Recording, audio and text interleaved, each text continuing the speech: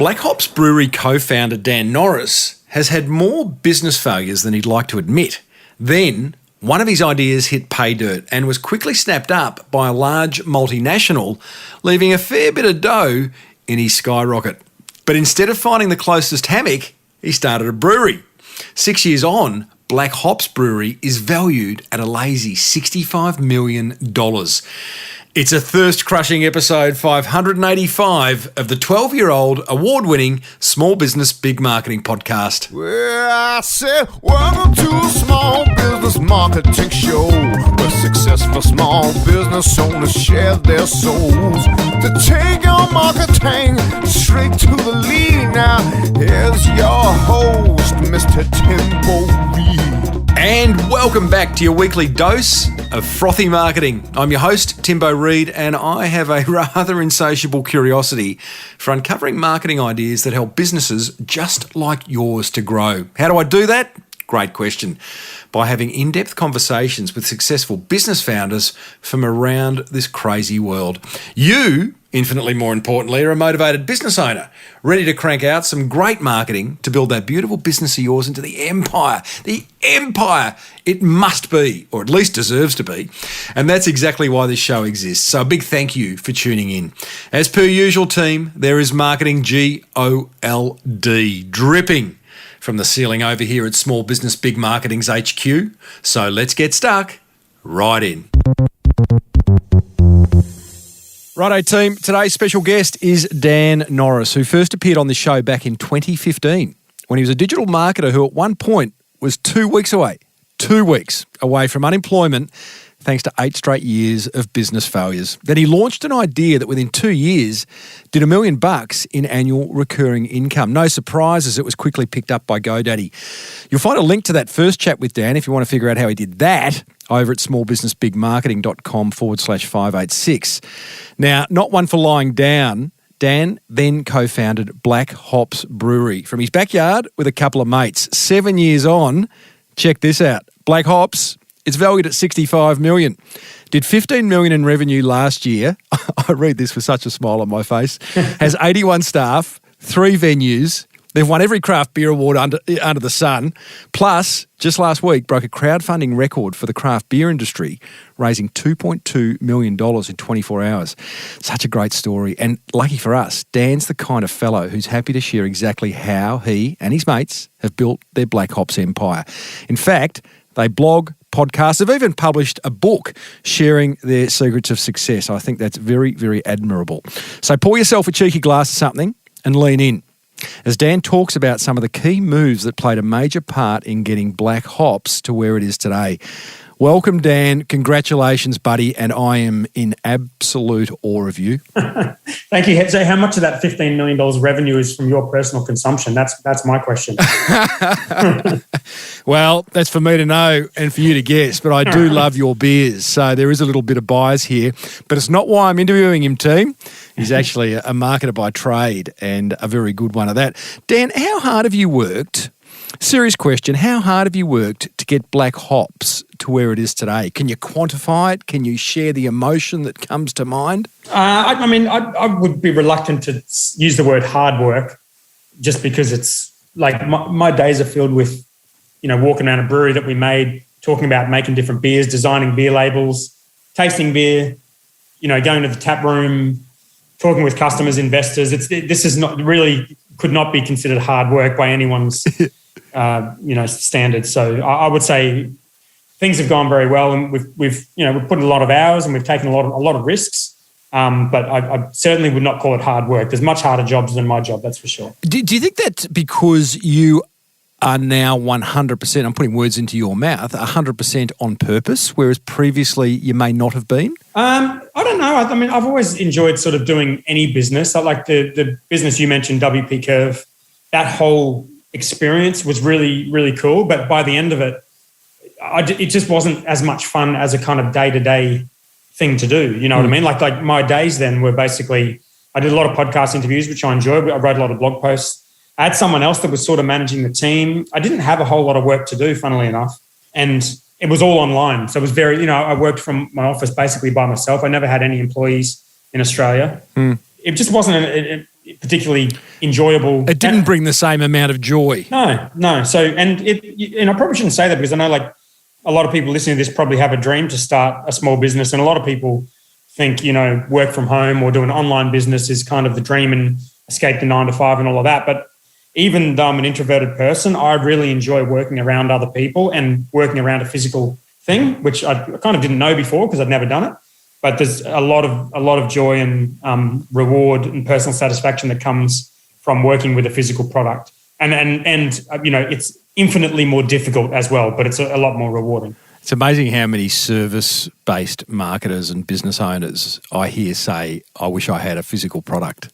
There's something about a physical product. You touch it, feel it. Yeah, like that's what I wanted. I was thinking maybe I'd do like some kind of device or something like an electric skateboard or something. I don't know, something fun. Yeah. I didn't think it would be a liquid beverage, but it is. It's like we make something. I wonder what that is.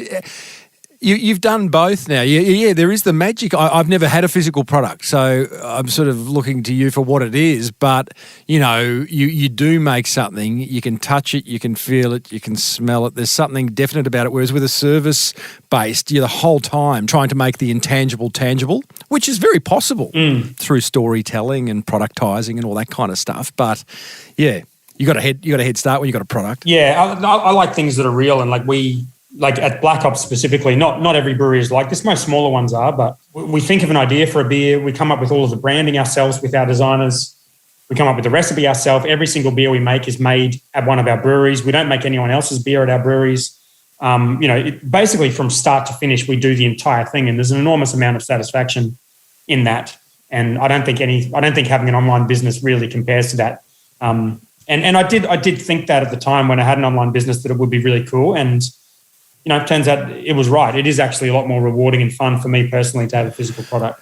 Dan, I've had Stu Gregor, Four Pillars Gin creator, Mark Livings, Liars Non-Alcoholic Beverages creator, on the podcast a couple of times each, actually, just great marketers. Their thing was that they both, funnily enough, had owned marketing agencies that advised the beverage industry. And they wanted to test their kind of mettle, I guess, on creating their own product. And both have succeeded unbelievably, as have you. Are you surprised at the fact that, $65 million, valuation, 15 million turnover last year, 81 staff? Are you surprised? Lose your humility and answer the question honestly. Yes. No, I am definitely surprised. Yeah. Really? The thing that I enjoy about what we've done is it's all been completely organic. Like it's never been a marketing thing. Like, I was not, let's market a product. It was like literally me and two mates making a beer in the garage. Well, it's a yoga studio, but garage sounds more realistic. And whose yoga studio? Guz's missus at the time. Right. Like a home yoga studio. Govs' missus. Now, Govs is one of your partners. Yeah. For overseas listeners, missus, a term of endearment for one's girlfriend, partner, or wife. Right, welcome to the Australian podcast. All right. Missus or misso. Yeah. But yeah, it was, and I have seen a lot of these brands kind of start as like marketing things. This was never what Black Ops was, and that's what I love about it. Like I love branding and I love storytelling and content, and that's all we do for marketing. We don't do advertising campaigns or anything like that. And it's always been, we've gotten attention through the product itself for the most part. Like you mentioned, awards, things like Hottest 100 voting or the Beer Cartel survey or the ABA awards or Queensland Beer Awards, people talking about the product. Like when I talked to you, the first thing you said was, I really enjoyed the product. And that's what everyone says about Black Ops. And that's what I love about it. It's not a marketing exercise at all. It's a genuine product. You've kind of, I want to just challenge you on what you just said, but and I'll start that by you've kindly given me 6 points that are kind of secret sources, I guess, that have led to your success. Okay, and I'm going to start with the last one, which is make a quality product, because that's what we're talking about. Yeah. And I've always said, and it's the old cliche, the best marketing is a great product, and never a truer word was spoken. I've interviewed Kate Reid from Loon Croissanterie. Awesome product, does very, very little marketing. I want to talk about that success, that secret sauce, Dan, but you say never been a marketing thing. Black Hops has never been a marketing thing.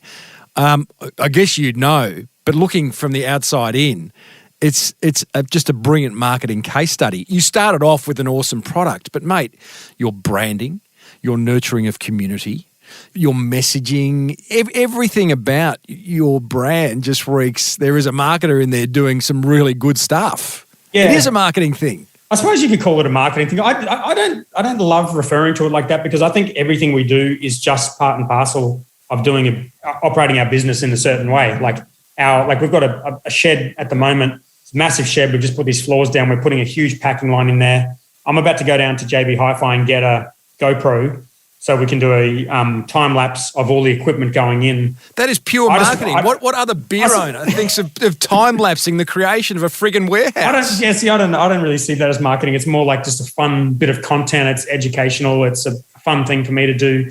Helps other people. I suppose it's good content. It's storytelling, Dan. Content storytelling. Yeah, I suppose you could call it marketing, but yeah, I guess it's not the traditional marketing that I learned about at university, which was you kind of have a budget and you spend a certain percent of your revenue on advertising and that kind of stuff. Like we don't do anything like that. But at some point in my past, I realized that content and story and brand and community is the best marketing you can do. So they're really the only four things we do. We make a good product.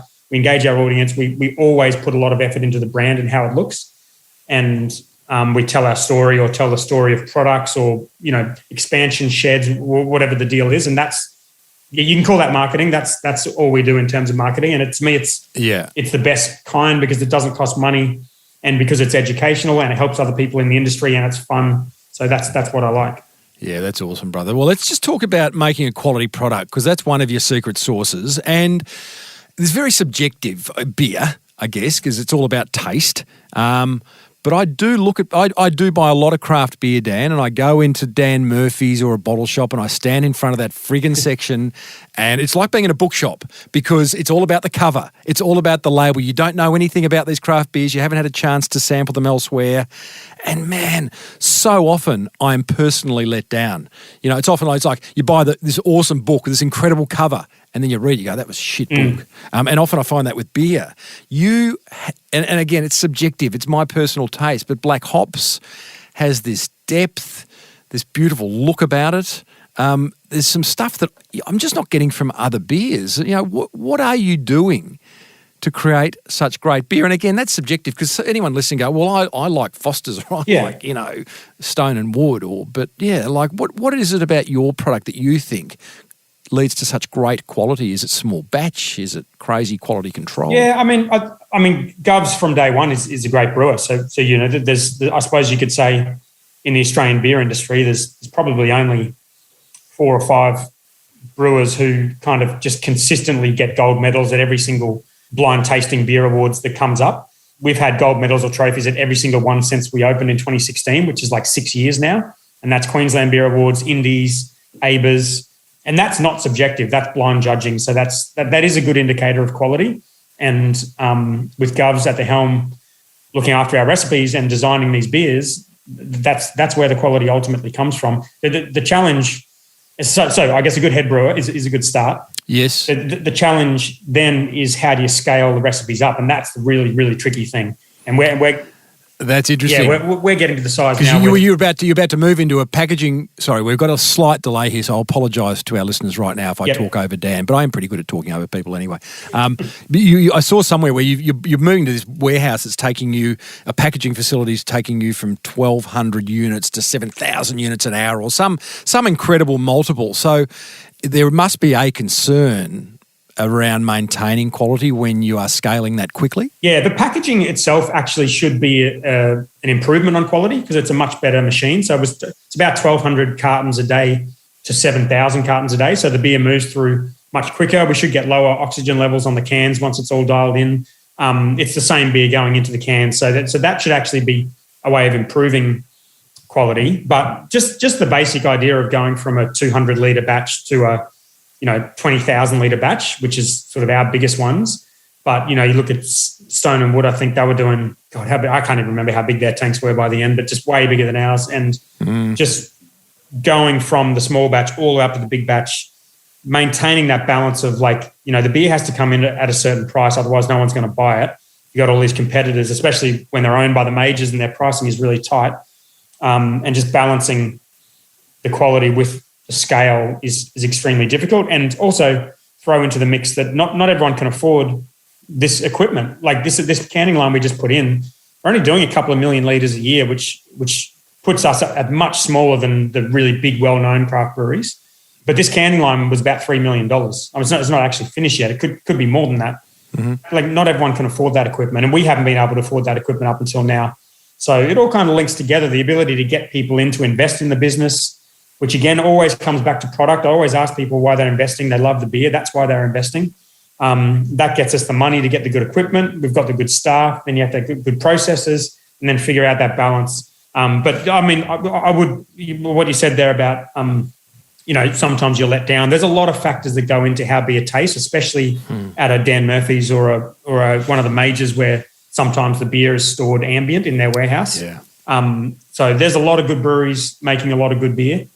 And I would say if you can get it from the source or from a local indie and check the can date that it's super fresh, you might find you like a lot of those beers a lot more. It's very interesting you say that because I do feel two of my favourite beers of the past were Little Creatures Pale and Stone and Woods Pacific Ale, and I feel both of those. And I don't know whether this is just my mind going, they've sold out, they're now with the big guys, and therefore the flavour and the taste of those beers isn't what it used to be. That's certainly how I feel, or whether I've just become, just got over it and moved on. But, it's kind of one of those things, I guess. Yeah. You mentioned people love your beer, invest in your beer because of the beer. Oh, yeah. And they say that. I would have thought a percentage, and a large percentage would have said they love the brand. Yeah, people say that, and they know about the opportunity because they love the brand and they know our story, and they've seen, they're part of our ambassador group on Facebook, or they've invested in previous crowdfunding campaigns, or, they've come down to the tap rooms and met the founders and met the team, that kind of stuff. So yeah, we get a lot of that as well, but almost everyone says they invest because they like the beer. And you see the investors coming through. Like I see them all. Interesting. I know a big chunk of these people, from just coming into the tap rooms and buying the product, or like even our finance provider, Judo, whenever they come down, like I give them beers, they take it back to the office. I know all those guys love the beers. It always comes back to that. It always comes back to quality. So that's something we've known from day one. And just back to the product. Don't make something unless you can do it well. And it's a tricky thing because it goes against, some advice I've probably given in the past about executing quickly and whatnot. Just get it out there. Yeah. But in this industry, like you say, like the Little Creatures, the Stone and Woods, like these companies have decades of experience. They've got millions and tens of millions of litres out there, great brands. They're cheap. The product is great, and they're formidable to compete against. I wouldn't say they're cheap. Well, their keg price, they can sell beers cheaper than we can sell them. Right. Yeah, because they can make much more of it. So that makes competing difficult. Let's talk about another one of your secret sources, which is bringing the people along for the ride. We've started talking about that. I know you've even got raving fans out there that have got Black Hops tattoos. And I think you're probably only about the third guest of like hundreds and hundreds and hundreds that I've had on here that they have customers with, their logos tattooed on their bodies. I find that incredible. Bring people along for the journey. You've got blogs, podcasts, all sorts of things. Just let us in. How do you do it? How do you nurture your community? Yeah, we've also got staff with Black Ops tattoos, and for what it's worth, have you really? For what it's worth, I think it's a terrible idea. So don't listen to this and get a Black Ops tattoo. But you do you. I don't want to stop people doing what they want to do. We've got an investor whose first tattoo was a Black Ops logo. That is love. That is love right there. Well, what is a brand? A brand is an emotional attachment. And, if you're going to get someone to tattoo your logo on their body, you've won. So let's break down bringing the people along for the journey. You do it a number of ways. Let's start with your blog. You've got over 100 blog posts. You've always been a prolific content creator, blogger, writer.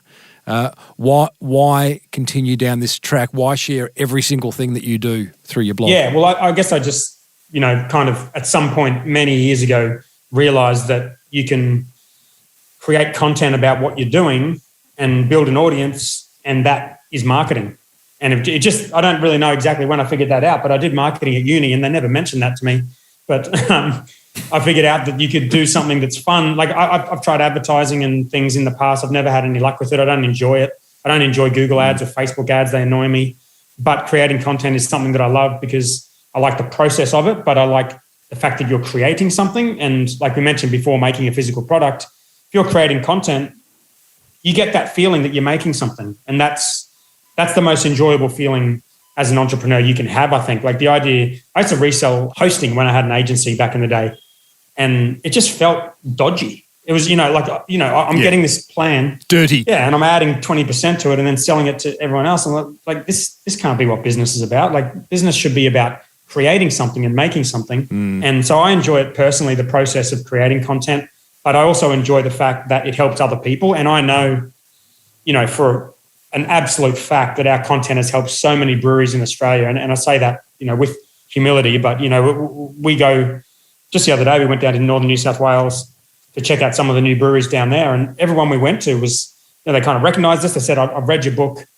We use the same supplier. We've got some ideas from it. We've come to the brewery 3 or 4 times for inspiration and gotten some ideas. Like, we have staff, they're starting their own breweries, and I'm all for it. If you go out, do it, we'll support you. And to me, that's a good way to operate a business, and that's worked well for us.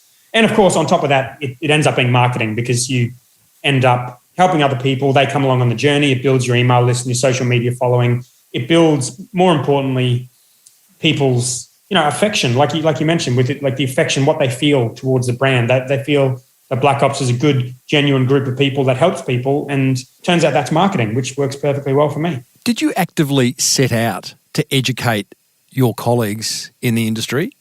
Because, a lot of people listening to this are going, well, hey, why would you give away, your secrets? Why would you spend time helping your competitors? Why would you do this? Now, it's sort of a leading question. I know the answer, and I think it's awesome. But you're in the few. Most business owners are getting on with promoting their business and telling their stories, whereas you set out to help. Did you mean to do that?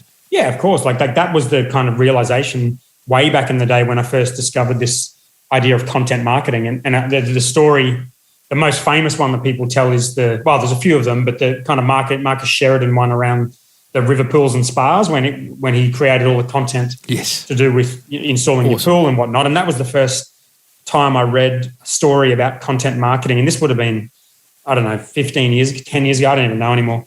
I reckon that was in Jay Bayer's book, Utility. Okay. When did that come out? YO Utility. No, it was about 15 years ago. I think. I remember that book coming out. I think the story was out well and truly before that. Huh.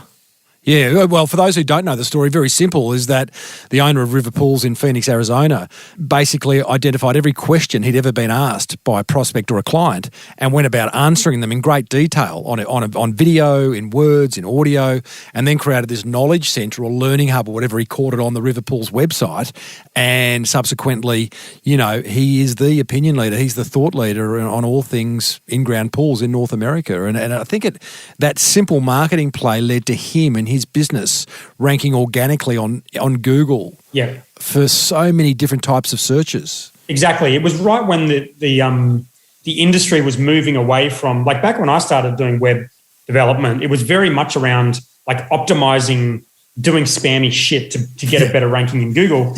And at some point, Google got really good at page rank and whatnot, and determining authority based on the quality of content and looking at other metrics, like how long people are on the page and that kind of stuff.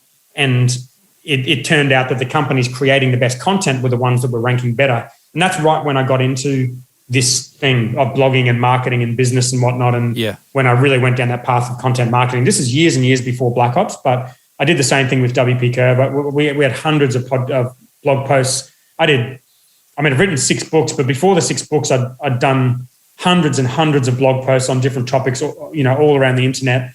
And that was just in my blood at that point. That was what I did to market businesses, and I love it.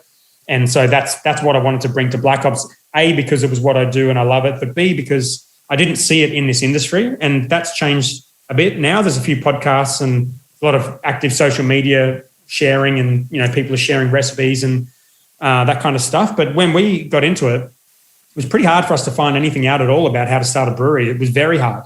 We had to, even just to get our head around equipment. Like if you start a brewery now, you can go read our book, contact our supplier, get our exact brew kit. You're not even going to go to China. Like they've made half the breweries in Australia now. Mm-hmm. When we did it, like Govs was literally on Alibaba looking around at Chinese equipment manufacturers because we didn't have enough money to go with the ones that everyone was going with, which were the US ones. And we had to roll the dice and just choose a supplier on Alibaba. We had to fly to China, not knowing anything about it, inspect the tanks. Like, we had to do all of that stuff because you just couldn't get this information anywhere. So to me, that was an opportunity to help the industry, but also an opportunity for marketing in that if we are the river pools and spas of this market, then we'll be the first people to do it and we'll be the kind of the thought leaders. And that's exactly what's happened. And I'm really happy about that. Dan, just to wrap up the whole content marketing thing, I want to talk about crowdfunding shortly, but there are, again, I know there are many, many, many business owners listening who hear about this content marketing thing, who know that, it's going to involve them putting their head above the trench, sharing their knowledge, sharing their IP, giving it away. I mean, there is case study after case study after case study of, hey, it's a good idea. Just what do you say to these people? Because I just want them to create content. I want them to start telling stories and sharing and educating and being helpful. Yeah. What do you say to them? Well, what's your final word on that? Well, I mean, one thing I would say if people are reluctant, I don't really want to be the person to say, reveal all your secrets and it's going to work perfectly well, because I think timing is a big part of it. If another brewery came along now and did what we did, it wouldn't really have much of an impact because it's been done already. So it's not black and white. But one thing I would add to the conversation is when I wrote my book on content marketing, I think it was in 2015, one thing I put in there, which I think has a lot of it doesn't make sense anymore. So much has changed. But one thing I think which was right, which was I put a big focus on the idea of making content entertaining. And I think that has really proven to be a really legitimate way to engage people these days with the way social media platforms have gone. And so even if you're not naturally inclined to kind of do the giveaway, reveal your secrets type thing, maybe being entertaining is an option for you, and you can have a fun interview podcast, or you can do reels, on Instagram that are fun, or you can do some funny videos, or whatever the format is. And that could work just as well to get attention as what I'm doing.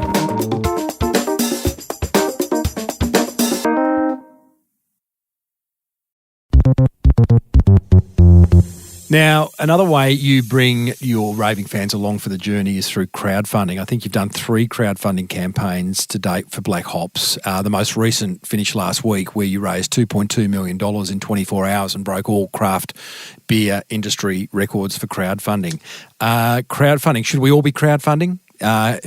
What's the go? Do you encourage people to raise funds that way, or was it just suited to you guys? I think it's very well suited to us, and all the stuff we've talked about so far leads into crowdfunding perfectly well. And it's funny you mentioned 4 Pillars, because I did a lot of years ago when crowdfunding was not legal. Sorry, I should make it clear that there's 2 types of crowdfunding. One is rewards, where you get a shirt or something, and the other one is equity based, where you might get some rewards, but you essentially get shares in the business. And the one you mentioned, our most recent one, was an equity based crowdfunding, and that's significantly bigger, more impactful than a rewards based one. But back when equity crowdfunding wasn't legal, Virtual had started up. Virtual is the platform that we use, and they put an event on in Melbourne, and I went down and spoke at it because I'd done a reward-based crowdfunding and I was really keen on equity crowdfunding. I wanted it to come into Australia. I wanted to be part of it.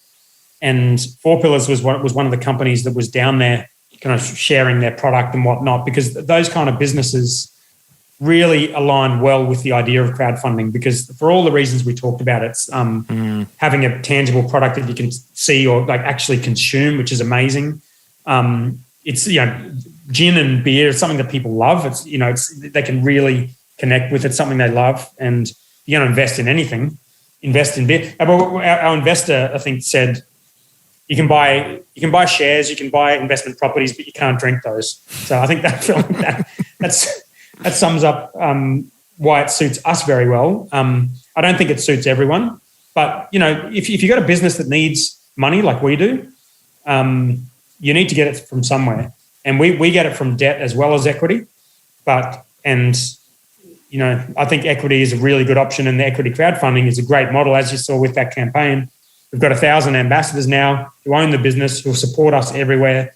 We've got $2.2 million to add in to fund our massive expansion that we're doing, and it all happened in under a day, which is just phenomenal. The equity crowdfunding you did, how many micro investors, I use air quotes there because I'm assuming they're micro investors, how many are there?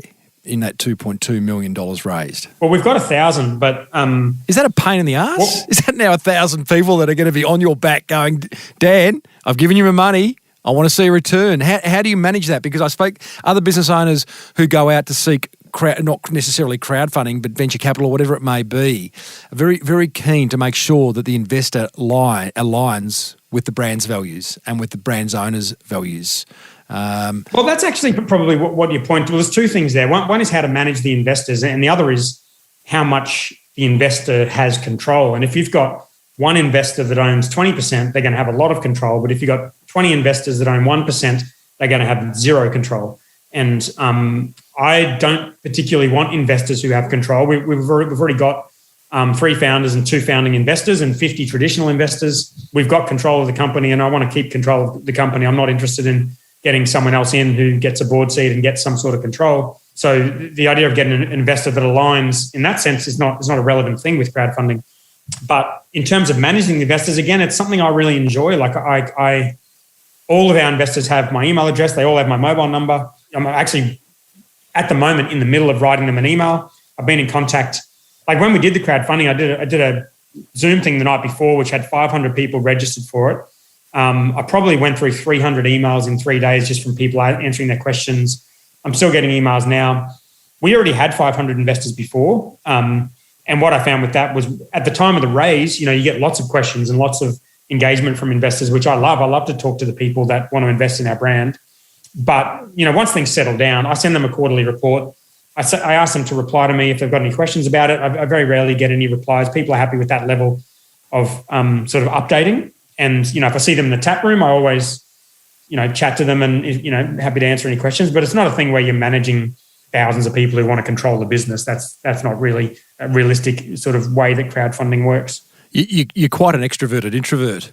Going to the tap room, talking to investors, running webinars with 500 on it. Yeah, I like it's just so cool. Like the webinar was so cool. We had 125 questions from people the day before the raise. And I was just like, this is unbelievable. Like if we've got 500 people, we had 2,600 people on the expressions of interest. And at the rate that they were investing in, I was like, I didn't even know we were going to hit our target, let alone hit it in one day. But it was just the whole thing was unbelievable. And I did. I really enjoyed it. Is there one thing, just to move on from crowdfunding, but again, just sort of last words? I've spoken to Cedar Anderson a couple of times on this show, who invented the Flow Hive, the honey making. That was the big rewards-based campaign from back in the day, wasn't it? Massive rewards. Yeah. I mean, he blew up Indiegogo, and he raised. I think he set out to raise, I'm going to say 150 grand, and he ended up raising 15 million or something crazy like that. It was all for plant and equipment, but looking at his crowdfunding campaigns and the success he had, all his videos were beautifully shot. His sister's a cinematographer. Oh, nice. He's quite an interesting performer. He's a bit of a hippie dude, but also very kind of entrepreneurial minded. So he's quite compelling in the way he presented his crowdfunding story. Looks like you just have a quality product and a quality brand, and that's hence the success. Any last kind of tip if someone listening is thinking about embarking on a crowdfunding campaign? Let's call it a rewards one, not equity. Yeah. Any tip? I suppose just look at successful campaigns and see if that sort of aligns with your business. Like I was looking at those rewards-based campaigns. I knew our rewards one wouldn't go viral like that one did because, people might love the brand, but they can just go down the pub and buy a carton or a shirt from another brewery. So you're not revolutionising anything. Yes. But I think if it's a good fit and you've got your own audience to bring into it, then I think give it a go. And the guys from Possible and Birchall are amazing to work with. So if you're thinking about doing either a rewards base in Australia, they're an Australian group of people that they're down in Melbourne. They're absolute legends. Are they? I couldn't speak highly enough of them. Yeah, got it. Now, Dan, your next sort of secret sauce tip on how you got black hops to where it is, you say you never know if it's a good timing until much later, so just get started. You sort of touched on that earlier, which is, we can stuff around, can't we, for months. We can do market research, we can write strategy documents, we can seek advice, and by that time, sometimes the idea's fizzled out. You're still one for just like, let's do it. Yeah, I think so. Like I do think genuinely that, our success, if you want to call it that, for where we are right now, does have a lot to do with luck and timing. But what we did do well was we did execute very quickly at the time, even in an environment where we thought we were late. So like we were doing trips down to Melbourne and looking at all the breweries down there and just thinking, man, we're way behind. Like we've been going to Burley Brewing for 3 or 4 years. Stone and Wood have been around for 3 or 4 years. Little Creatures have been around for 10 years, I think, at that point. The breweries down in Melbourne, they were everywhere. They were popping up everywhere. And so when we sort of thought about starting, it didn't feel like we were doing it. It didn't feel early, that's for sure. But we didn't let that stop us, and we executed really quickly. We did the home brew within a week of coming up with the idea. We did the commercial brew within, I think, 2 months of the home brew. Let me think, August, October. So, yeah, 2 months later, we'd brewed a commercial, figured out how to brew a commercial batch of this beer. And we had a company, a website, an Instagram, a live launch at a venue with a commercial product within 3 months of even having the original idea. So that kind of executing really quickly ended up for us turning into being really early, especially when it comes to what craft beer is now, which is, everything's in cans, everything's these sort of full-flavored hoppy beers. We were really early to that in hindsight on the global scheme of things. So the Australian scene anyway. So I think that advice still stands. Is there is a benefit to execute quickly. There is a weird mentality amongst us business owners that sometimes we just talk ourselves out of things. Oh, it's too late. Everyone's done that. Three examples of it's not too late.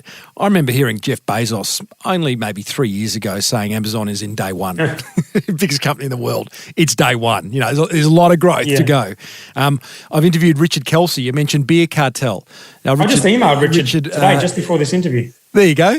Awesome bloke. Great story. What an incredible, that whole survey thing that he did. What a brilliant I emailed him about the survey because I was thinking about it when I was looking at the notes for this, and I was like, yeah, because we came first in 2020.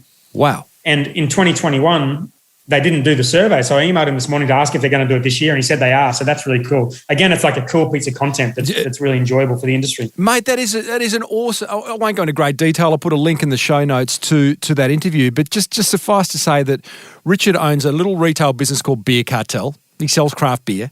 And he just, in order to position himself as an expert, he decided to create the Australian Craft Beer Survey, which sounds like it should come out of a very large corporation. Yeah, this is a two-man show, Beer Cartel, and he created this survey, deciding what's the bit, what do we like about craft beer, all the questions you want to know about craft beer answered. And then he publishes it year on year, and the media pick it up, and it's news. It's not only content; it's actually very newsworthy content. It's such a great story. Yeah. So there, and then I only listened just back to that. It's not too late. I listened to an interview.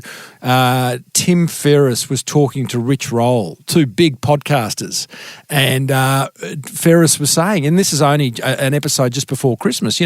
Podcasting is in its really early days, and he gave a lot of great stats to back that up. And so again, if people are thinking of doing something in their business and go, oh, it's too late, it's probably not. Yeah. It's just a good reason to talk yourself out of it. Yeah, I think I agree with that. I would add in, though, it is a lot more competitive now. So you do need to, it's not as simple as starting something. You do need to think about, how yours is going to be different and interesting and all those types of things. Especially with something like podcasting, it's interesting. Like this, how long has this podcast been going for? This was literally one of the first, wasn't it? Like for small business. Yeah, well, it was. I think probably the first business marketing podcast in Australia. It'll be 13 years old in June. That's incredible. So I think that's that's an example. And this was something I alluded to earlier, which is if you start a podcast now about small business marketing and all you do is interview people, it's going to be pretty hard to compete with small business big marketing. So I'd hope so. Yeah, it is. So, it is early and there's lots of opportunity, but you do need to give some consideration to how you're going to be different in some way, or entertaining, or, different way you use guests or different platforms or whatever the case is. Just on that point of difference in business, Dan, it's harder and harder, and I talk to people sometimes in coaching sessions and say, what's your point of difference? Oh, we offer great customer service. Yeah, well, it can be. Certainly brand is a great point of difference. Product parity is so rife these days where so many products are the same. You can put great effort, as you do, into great quality product. Any thoughts around sort of points of difference beyond the usual these days? How to stand out? Yeah, it's a real tricky one. Do what you do, I suppose. Yeah, it is tricky. I think while it is important to stand out in some way, what's more important is just to follow where you've got traction. Like I used to try to analyze this stuff all the time. And I mean, obviously it's your job to analyze this. That's the point of this podcast. But as a business owner, it's not really your job to analyze your offering. It's more your job to just follow where things are going well. Like this business, I never ever thought, I actually didn't even work in this business for the first year or 18 months. I never thought I would work for Black Ops. I didn't think it would be. What were you doing? Well, I had WP Curve and then I sold it. And then I tried 3 or 4 other businesses. I tried to buy into an accountancy business because I thought I could bring my content sort of focus to that. I didn't. Sorry, that didn't come off. Yeah. Well, I mean, it didn't cross my mind that Black Ops would turn into something like this, but we just followed that traction. And if you sort of sit here and try to analyze it, it's quite difficult. Like one thing we did do was, when something was going well, I put all of my focus into that. And at some point I shut down all of my other projects and I started working for Black Ops and I put in a structure and I eventually started paying myself a wage and shut down everything else. And I had I had books and I had a forum and other things I was working on. And it becomes less important about why it took off and more important that you do see something taking off and then you kind of jump on for the ride. And that happened. It's happened to me a couple of times. With this, it happened, and with WP Curve, it happened. And I guess to some extent it happened with the first book I wrote and a couple of books I wrote. They got more traction than I kind of ever thought they would.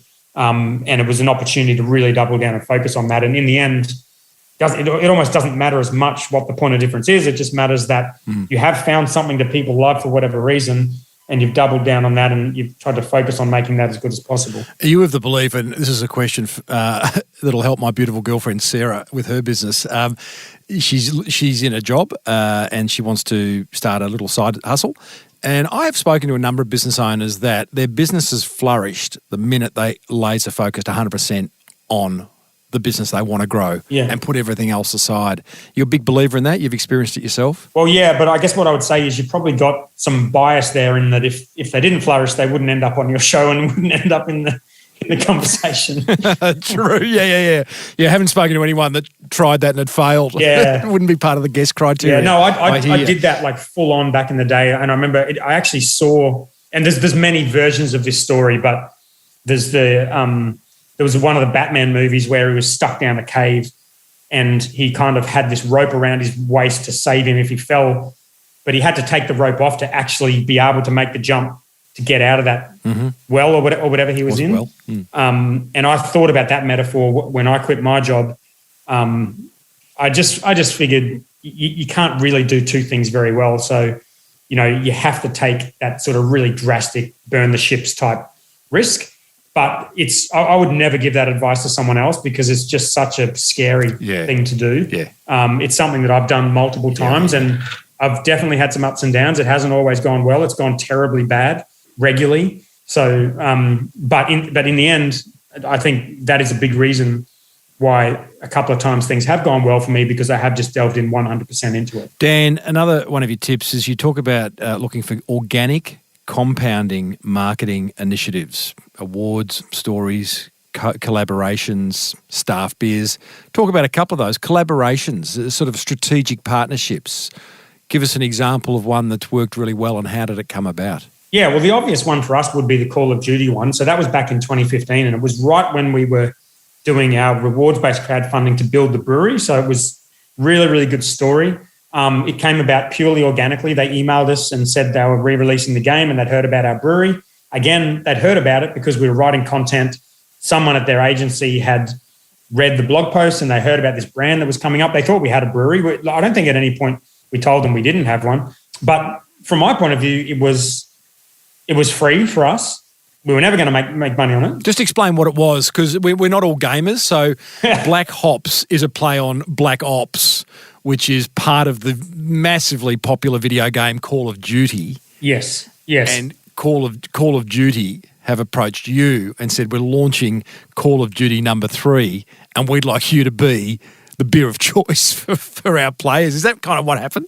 That's exactly what happened. It was the agency that they worked through that contacted us, but it was ultimately Activision that we ended up kind of working with. And it was just, it was a great collaboration because it didn't cost us anything. It was an awesome story, like it was on TV. It was on There's people like Guy Sebastian was like getting this box of beer delivered on his Instagram, like had this whole influencer thing going. And this was way before we could do anything like that. We do lots of collabs, just generally smaller ones for venues and things. Like we don't do them a lot, but when we do them, I like them from that point of view in that it is a cool story. It creates lots of content, and it doesn't cost you a whole lot. So those, I guess, when I refer to compounding initiatives, what I'm talking about there is like I see things like advertising or pay-per-click ads as just a very much a transactional thing. Whereas if you're investing in your brand, you're investing in your community, investing in your story, those things are compounding. You know, like if you're putting out lots of content on Instagram, for example, you're getting new followers this week, but you're keeping the same followers you had from last week. And eventually you're building a big audience that kind of compounds the reach of all of that over time. And to me, that makes sense. If you can work on things that are compounding and if you can improve your brand and your story and work with the community that you're growing and, you know, you're getting more people in your groups and more people in the tap rooms and more people on your crowdfunding, that's like an investment. It's like putting money in the bank as opposed to going to an ATM machine and withdrawing cash or depositing cash. So that's the compounding thing. And collabs is one thing. Another thing I had in there was staff beer. So we do, if staff have been here for a year, they get their own fully branded beer. It's released, it's celebrated. We do a donation to charity for a charity of their choice. They get a fully printed can with, you know, their face as a crazy cartoon character or whatever they want. And it's a cool thing for the staff member, but it's awesome content. It gets people in the tap rooms. It gets other people in industry talking about it because they like it as an initiative. You know, it's got all these other benefits. It's a great HR tool. It's a unique point of difference. They get one can, 24 cans. What do they get? No, we brew it as a whole batch. SKU? Yeah, we brew it as a batch. So we release it at the tap rooms. People can come in and buy it. We release them online. They get a free carton of it. But, you know, quite often they'll use the staff discount to buy a couple more to kind of give to their friends and whatnot, or we'll just give them a few extra. But yeah, it's a cool thing that ticks so many boxes and is not transactional. And that's the kind of marketing, if you want to call it marketing, that's the kind of stuff I like. So Dan, the last, and by the way, I love the staff beer idea, brilliant, genius. I think one thing I wanted to add to that was the fact that, or at least a question I want to ask you is, I imagine you don't have trouble attracting and retaining great staff because of those little initiatives and because of the strength of the brand. Am I right? We do have a full-time HR and safety person. So, if I said it wasn't hard work, you could probably hear me in the office next door. So I better be careful with how I choose my words. But so far, we've been able to attract some amazing people. That's for sure. I think it'll get harder and harder as more competitors come through. We've also had to train up a lot of people, especially with brewing, because it's like we mentioned, a relatively new thing. But we've attracted an epic team here, and I think that stuff does help. I think the way people feel about the brand externally definitely helps attract them to come and work here. And if you want to come work here, you'll get a staff beer as well if you're here for a year. So that option's there. Brilliant. The Timbo Pale. I love it. Can I have one anyway? Just bloody do me one, mate. It's your second interview on this everyone podcast. Wants a beer. You have to work here if you want one. Slams his fist on the table. Your last secret sauce, Dan, is being wrong, getting out of your own way, and you reference an example of this with your Beach House beer. Shocking name. Yeah, we this was a really big one for us because we sort of thought with Beachy it would be like our own. It was a saison, right? Which I suppose if you know enough about beer probably to know what a saison is, but the average person probably doesn't. And for us, it was like this idea where we would kind of bring this style into, you know, the popular kind of realm, and that would be our go-to beer. But we tried that for about 18 months and it just wasn't resonating with people. And at some point we just decided we love this beer, we love the idea, but when someone walks into a bottle shop, they're looking for a pale ale or an IPA, and we didn't have one. And by the way, this beer had won gold at the ABERs. At one point it won Australia's best saison against all these amazing other Belgian beers. So it was a good beer. It's just your people weren't ready for it. And it had a bad name. Give us a beach house, mate. You got to do that test on beers. You got to stand at the bar when you come up with names and just go, hey, mate, can I have a beach house? And then look around. And if people are laughing at you, it's the wrong name. It's the wrong name. No, the name is great, and that passed that test with flying colours. And did it? We shortened it to Beachy. We actually did have jugs of it at the Burleigh Hotel. Oh, yes. There for a while, and people loved it. I stand by the name. Okay. But having said that, when it came to coming up with a name for Pale Ale, it was the first time we just couldn't think of a fun name. Like it's bloody hard. We've done, I think, over 300 beers at Black Ops since 2016, most of them in the last 3 years. We did over 100 last year, 102 last year, unique beers. So coming up with beer names is quite challenging. And we did the Pale Ale. I wanted it to be super clear. It was our first beer into cans. And, we left Beach House aside. And we did a brand new beer into cans. It looked different. It was Pale Ale. We couldn't think of a good name for it. We wanted it to be clear, so we just called it Pale Ale. And that completely changed the path of our business. It was what people wanted. It was our first beer in cans, which people wanted. It was a beer that we got into bottle shops. Yeah. Ended up getting, I think, 14th in the Hottest 100. It's still our second most. It's still our best-selling beer, actually, even with the distribution of some of the other beers. And that was a big lesson because we kind of got out of our own way and just thought, like, we love this. It's been verified by the judges, but it's not what people want. So let's do something that people want.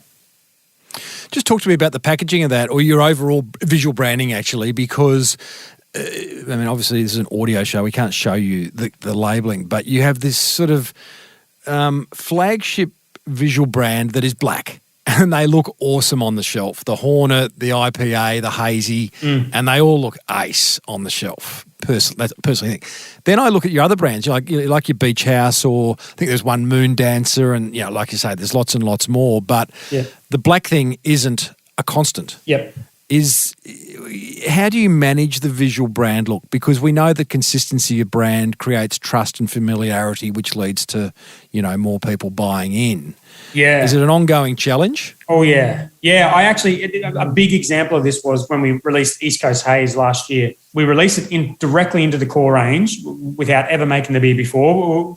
We did do it as a limited release under the name East Coast Low the year before, and it was our worst selling limited release of the year. But it was an instinct that we had that this beer could be our number one beer.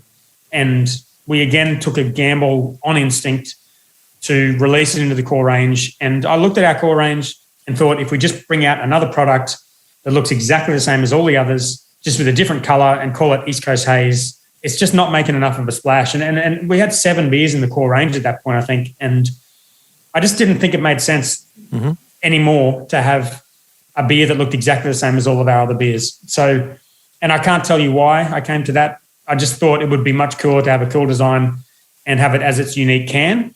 And it is inconsistent with the rest of our beers, but it's become our second best selling beer, and it's in the places that sell it, it's our best selling beer. And the can looks awesome. It looks different to the rest of our range. And for whatever reason, we were able to make a splash with that brand.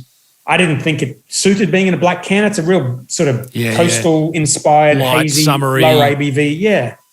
So I don't know. I don't know what the inside is there, other than it just felt like the right thing. And I think in time it turned out that it was the right thing. Got it. Dan, there's 6 secrets to success. I have some random questions for a fellow who owns, one of my favourite beers going around, which I just need to kind of, get clear. Tell me about COVID. Has COVID been a blessing for you? COVID's been a blessing for Dan Murphy's and all other alcohol sellers, I'm sure.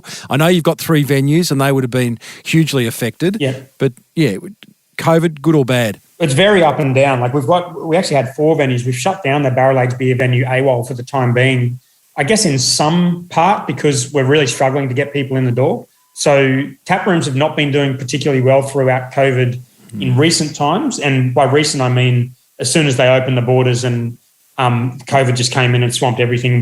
We had half of the team out. The vaccination requirements, the customers don't want to go out. That's really affected us in a bad way. But what affected us in a positive way is, like you mentioned, the Dan Murphys and whatnot. People are changing their habits, so they're, drinking beers at home more so than going out. And for a business like ours that has packaged product as a big percentage of what they do, that's been huge for us. So we've grown a huge amount since the start of COVID. But with that growth comes challenges as well, because that part of the business is the least profitable part of the business. So, our revenue has gone up a huge amount. Our profit has gone down since the start of COVID. So that's all been very, very challenging. But, I feel for the companies that, there's companies that have had their business completely wiped out. Even just our customers in the hospo trade are, really struggling. I saw one of our customers the other day put a thing on Facebook with their percentage of covers for January this year versus last year, and they were down 55%. I don't know how a business survives with turnover dropping by 55%. And this is in the context of no government support this time around as well. So very up and down. I'm blessed in our business that it's been good for the package side, but it's still been pretty challenging. I had John Warrilow on the podcast a few months ago. He is the author of Built to Sell and another fantastic book called The Automatic Customer. Yep. And we all love a bit of a recurring revenue stream, a bit of surety in our cash flow. Yep. And even a craft beer brand like yours has got a sort of a membership program, I guess, Home Guard Beer Club. Tell us about that. Yeah, it was just like you say, it's like my background in sort of online business. My last business was 100% or almost 100% recurring, and it was wonderful. Recurring revenue is a wonderful thing.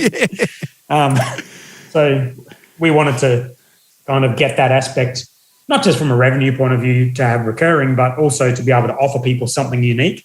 And our beer club is a little bit different in that they're getting the limited release that we release every 2 months, but they're getting 4 beers that we barely sell anywhere else. We brew them just for the beer club, and then we sell them in the tap rooms if there's any left over. We've got a catalogue of 300 plus beers that we can just rebrew. So they don't know what those beers are. When they get them, they'll get 4 random beers, and then they'll get whatever has been packed that week. So I mentioned before, the fresh beer thing is something we've always spoken about. If you are into hoppy beers, you will eventually figure out that they taste much better on day one than they do on 6 months in, depending on how we store all our beers cold as well, which helps. But still, a 6 months old beer is not as good as a 1 day old beer. So we send a 4-pack of whatever beer we pack that week to the membership as well. And so they're getting basically a carton of beer, none of which is more than a couple of weeks old. They're getting beers they can't get elsewhere, and they're getting Home Guard merch and whatnot, a glass that they can't get elsewhere. Brilliant. And I think we signed up 250 people on the first run, and we signed up another 150 or so.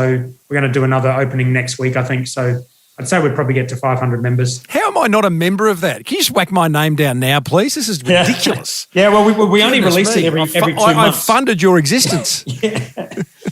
Well, you got to sign up. The first time we launched it, we actually crashed our servers, and we had the 250 sign-ups within under an hour after I figured out a way to turn them back on in a responsible way. So my history of web development has not served me well at Black Ops, unfortunately. I love it.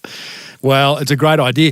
The name interests me, Home Guard. Is that a Call of Duty term? Yeah, well, like we always try to find if we can, some kind of subtle sort of military reference for the names, but it's always, like you said before, it's that you have to say it out loud first and in a conversation to make sure it sounds good. I like short names for brands, and I like that it's got its own logo, little plaque sort of logo, which is a play on our chevron that we have.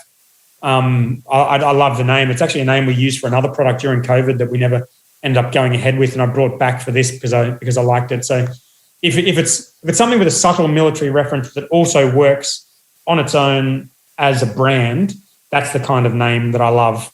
Like one of our beers is called Code Red. Like that's a perfect example of something that it does have that military connotations, but Code Red's just a cool name for a beer. So that kind of stuff I like to look for. It's quite interesting. You've answered my question, but I was wondering prior to speaking to you why you haven't really carried the Call of Duty, Black Ops kind of language all the way through the brand, and it sounds to me like that would be too forced. Yeah. If there is an opportunity to do it, do it. If not, let it be, move on. Yeah. Now, another thing, Dan, you have done, you're a man of 2022, very much so. You've got non-fungible tokens as part of the Black Hops offering. What are they and why? Yes. Well, again, it's to me, it's all the same. It's a new community of people that are sort of emerging in this crypto NFT space. I've got friends that are in it that are kind of dedicating all of their time to NFTs and to crypto projects. And it's another way we can build a community. So we've got a Discord now. If you go to blackops.com.au/beta, we call it the Black Ops Beta team. It's like kind of our experimental group of people.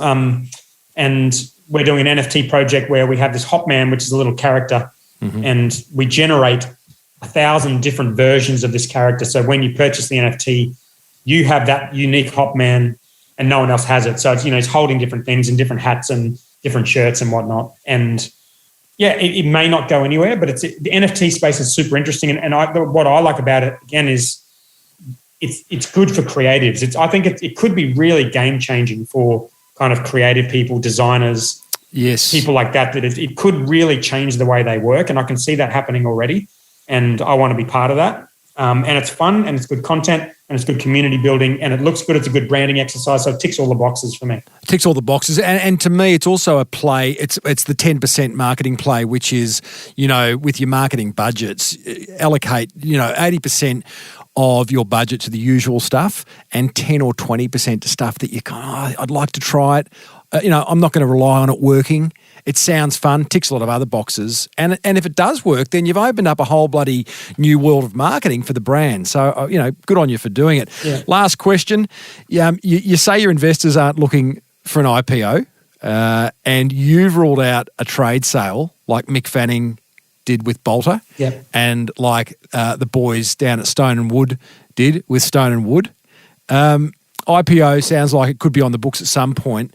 What if one of the big breweries came to you with a check that you couldn't fit through your front door?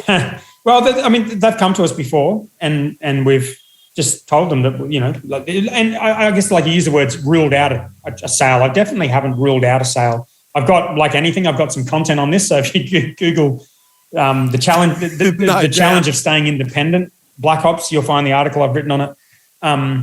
But I did speak to James from Stone and Wood on a couple of occasions, and he ruled out Jamie on Cook, the first interview, he ruled out Dan Murphy's. Right. Second interview, he was in Dan Murphy's and ruled out a trade sale. Yes, well, I haven't done the third interview. This has been a bit of a lesson from their sale, and I know Jamie, he's a legend, and I listened to that episode. It was really inspiring at the time, actually.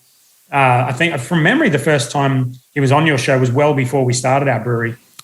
Yes. Yes, it was a lesson from their sale that I am careful to never say we would never sell. And I actually just think predicting too far in the future for anything is a terrible idea. But it is. Yeah. I don't think it suits our brand, and it's not something that I particularly want personally.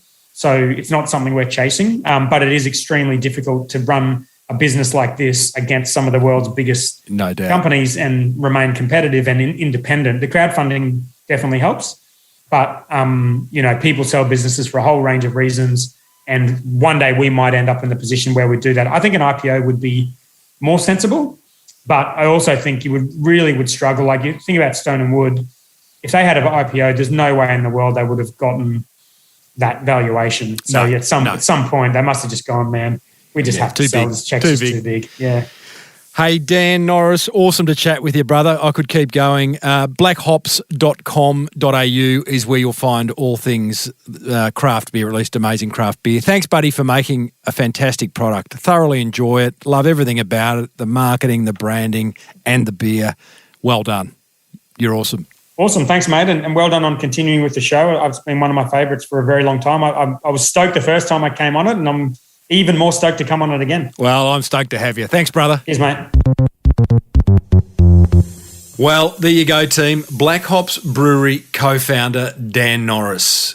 Boy, oh boy, I am so inspired by that fellow. He's just done incredible things, to have so many business failures up front. I'd encourage you to listen to the first interview I did with him a few years back. I'll put a link in the episode show notes over at smallbusinessbigmarketing.com/585 because it is the story he just told is even more compelling when you hear from sort of where he's been, where he's come from.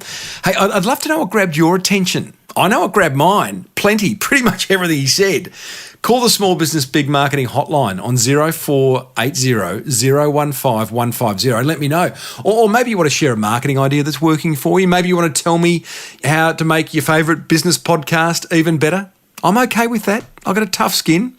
0480 015 150. Save it to your phone just like Ali did.